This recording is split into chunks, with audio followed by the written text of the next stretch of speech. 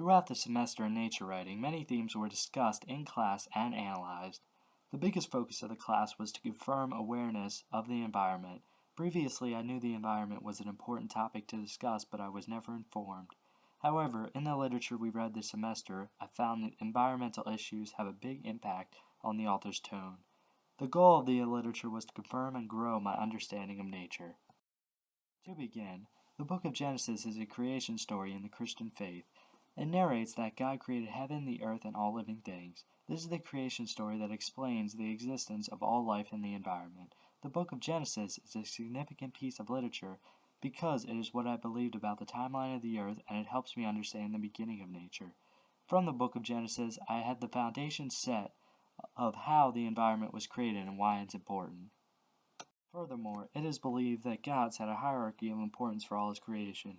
Two topics we discussed when analyzing this belief were the Great Chain of Being and anthropocentric attitudes. The Great Chain of Being was a hierarchy of importance in the eyes of God.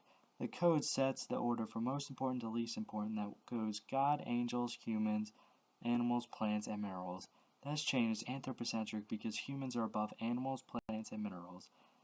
The hierarchy is an attempt to justify that humans have dominion over the earth. This thinking can lead to many ethical conflicts.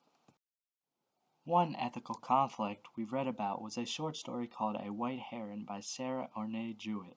In this short story, Sylvia, the main character, meets a man who is hunting for a white heron to stuff for his collection.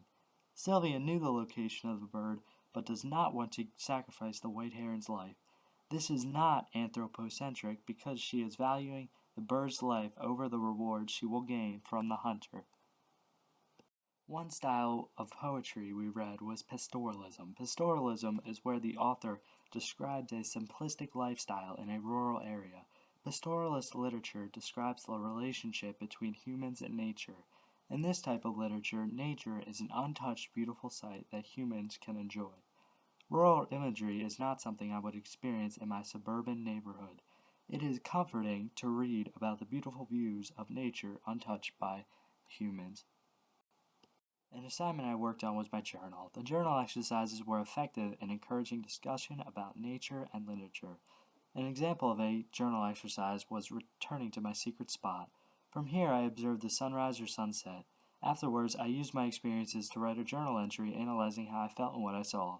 This exercise helped me care about what I was experiencing because I had to remember to write a journal entry.